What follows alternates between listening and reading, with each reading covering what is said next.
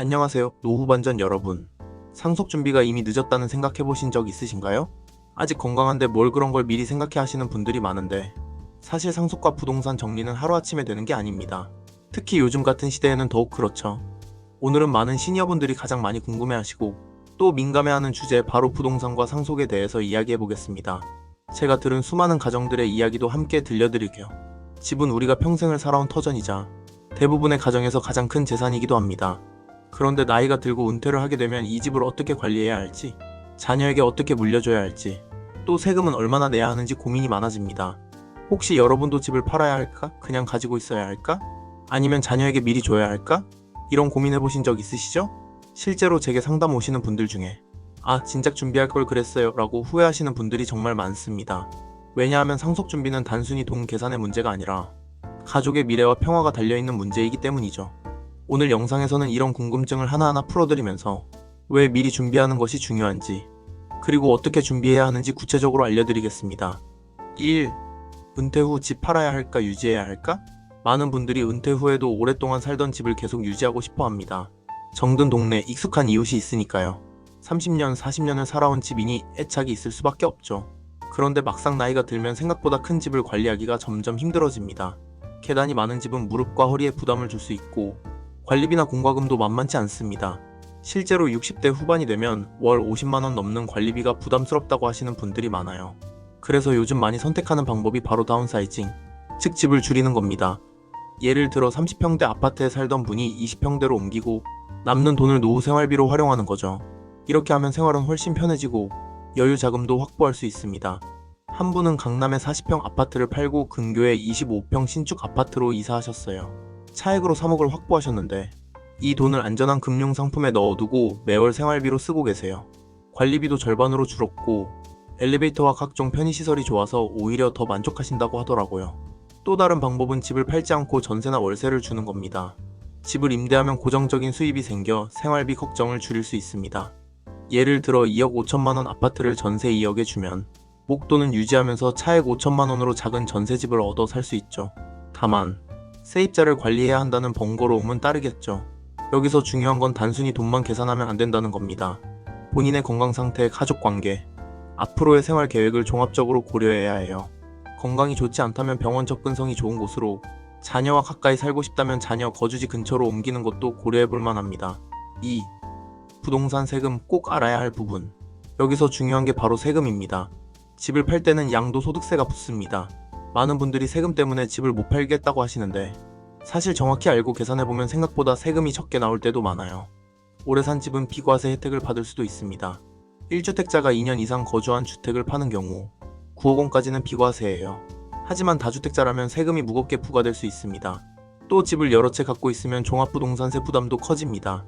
예를 들어 1주택자가 10년 이상 산 집을 팔면 대부분 비과세가 가능합니다. 하지만 집이 2채 이상이라면 사정이 달라집니다. 양도소득세율이 높아지고 각종 중과세가 붙을 수 있어요. 한 분은 본인 명의로 집이 3채나 있었는데 종부세만 연간 500만원을 내고 계셨어요. 그런데 미리 자녀에게 증여를 통해 1주택자로 만들고 나서는 세금 부담이 확 줄었죠. 그래서 집을 어떻게 유지하고 정리할지는 세금을 잘 따져본 뒤에 결정하는 게 좋습니다. 특히 자녀에게 물려줄 계획이 있다면 상속과 증여까지 염두에 두고 미리 준비하는 게 필요합니다. 여기서 놓치기 쉬운 부분이 취득세예요. 증여나 상속으로 받은 부동산도 취득세를 내야 하는데 이 부분도 미리 계산해서 자녀들이 준비할 수 있도록 해야 합니다. 3. 상속과 증여, 뭐가 다를까? 많은 분들이 상속세가 더 무겁냐, 증여세가 더 무겁냐? 이런 질문을 하십니다. 우선 상속은 부모가 돌아가신 뒤 자녀가 재산을 받는 것이고, 증여는 살아있을 때 미리 주는 겁니다. 상속세는 재산 규모가 크면 최대 50%까지 부과될 수 있습니다. 하지만 배우자 공제, 자녀 공제 등 여러 공제 제도가 있어서 실제 세금은 줄어들기도 합니다. 예를 들어 배우자가 상속을 받을 경우 30억 원까지는 세금이 없어요. 자녀는 한 명당 5억 원까지 공제받습니다. 한편 증여세는 자녀에게 미리 주는 경우 붙는 세금인데 자녀 한 명당 10년마다 일정 금액까지는 비과세가 됩니다. 성인 자녀는 5천만 원, 미성년 자녀는 2천만 원까지 세금 없이 줄 수 있습니다. 예를 들어 아들이 둘이라면 10년마다 각각 5천만 원씩 증여할 수 있는 겁니다. 부부가 함께하면 각자 5천만 원씩 총 1억 원을 10년마다 세금 없이 줄 수 있어요. 이렇게 계획적으로 나눠서 주면 세금 부담을 훨씬 줄일 수 있습니다. 실제 사례를 들어드릴게요. 한 분이 10억짜리 아파트를 가지고 계셨는데 부부가 자녀 2명에게 10년에 걸쳐 나눠서 증여하셨어요. 첫 해에 각 자녀당 1억씩, 10년 후에 또 1억씩, 이런 식으로 계획적으로 하니까 거의 세금 없이 물려주실 수 있었거든요. 하지만 여기서 중요한 건 단순히 세금만 고려하면 안 된다는 겁니다. 증여를 하면 소유권이 넘어가기 때문에 나중에 자녀와 관계가 나빠지거나 예상치 못한 상황이 생길 수도 있어요. 그래서 신중하게 결정해야 합니다. 4. 미리 준비하면 좋은 이유. 여기서 중요한 건 미리 준비입니다. 제가 20년간 상담하면서 본 건데 많은 가정이 상속 문제로 갈등을 겪습니다.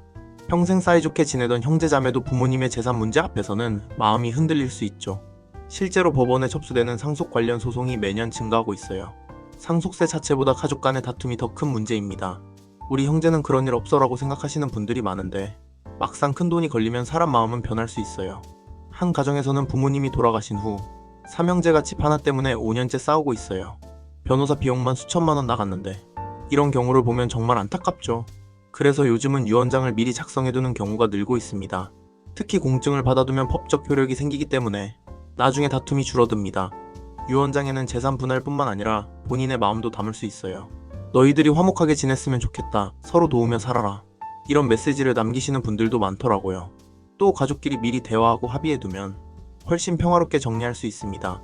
부모님이 건강할 때 자녀들과 솔직하게 이야기하는 거예요. 집은 누가 받을 건지, 다른 재산은 어떻게 나눌 건지 미리 정해두는 겁니다. 여기서 놓치면 안 되는 게 상속세 납부 자금 준비예요. 집값이 높아서 상속세가 많이 나오는데 현금이 없으면 집을 팔아야 할 수도 있어요. 그래서 미리 보험을 들어두거나 따로 현금을 준비해두는 것도 중요합니다. 5. 시니어에게 필요한 주거 선택. 부동산과 상속 문제와 함께 고민되는 게 바로 앞으로의 거주 문제입니다. 나이가 들수록 편리하고 안전한 주거 환경이 필요하죠. 엘리베이터 없는 5층 건물보다 엘리베이터가 있는 아파트가 훨씬 낫습니다. 계단 오르내리기가 힘들어지면 외출 자체가 부담스러워져요. 또 병원, 마트가 가까운 집이 생활에 편리합니다. 걸어서 10분 거리에 병원이 있는 것과 30분 거리에 있는 것은 큰 차이예요. 최근에는 고령자를 위한 실버타운이나 고령 친화 아파트도 늘고 있습니다. 일정 비용은 들지만 건강관리와 돌봄 서비스를 받을 수 있다는 장점이 있죠.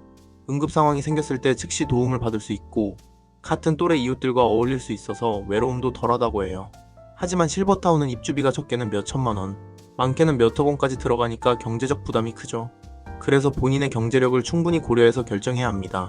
내 집을 지킬까 아니면 새로운 환경으로 옮길까? 이 선택도 미리 생각해보는 게 좋습니다. 건강할 때는 괜찮아 보이지만 몸이 불편해지면 생각이 달라질 수 있거든요. 한 분은 70대 초반까지는 계단 있는 빌라에서 잘 지내셨는데 무릎 수술을 받고 나서는 계단이 너무 힘들다고 하시더라고요. 결국 엘리베이터 있는 아파트로 이사하셨는데 진작 옮길 걸 그랬다고 후회하셨어요. 6. 꼭 기억해야 할 핵심. 오늘 내용을 정리해보면 몇 가지 핵심이 있습니다. 첫째, 집을 유지할지 줄일지 임대할지는 세금과 생활 여건을 잘 따져보고 결정해야 합니다. 단순히 정든 집이니까 계속 살아야지가 아니라 앞으로 10년, 20년을 내다보고 판단해야 해요. 둘째, 상속과 증여는 미리 계획할수록 세금 부담을 줄이고 가족 갈등도 예방할 수 있습니다.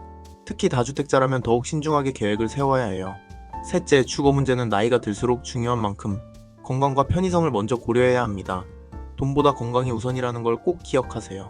넷째, 가족과의 소통이 무엇보다 중요합니다. 혼자서 끙끙 앓지 마시고 자녀들과 솔직하게 대화해보세요. 다섯째, 전문가의 도움을 받는 것을 두려워하지 마세요. 세무사, 변호사, 부동산 전문가의 조언을 들으면 더 좋은 방법을 찾을 수 있어요. 여러분, 오늘 영상을 보시면서 나도 준비해야겠다 하는 생각이 드셨다면 그게 바로 출발점입니다. 상속 준비가 이미 늦었다고 생각하지 마시고 지금부터라도 차근차근 시작해보세요. 부동산과 상속은 단순히 돈 문제가 아닙니다. 노후의 삶의 질과 가족 간의 평화가 달려있는 중요한 문제입니다. 미리 준비하시고 자녀와도 솔직하게 대화해 보시길 권해드립니다. 혹시 구체적인 질문이나 궁금한 점이 있으시면 댓글로 남겨주세요. 많은 분들이 궁금해하시는 내용은 다음 영상으로 만들어서 자세히 설명드릴게요. 오늘 영상이 도움이 되셨다면 구독 버튼과 좋아요 버튼을 꾹 눌러주세요.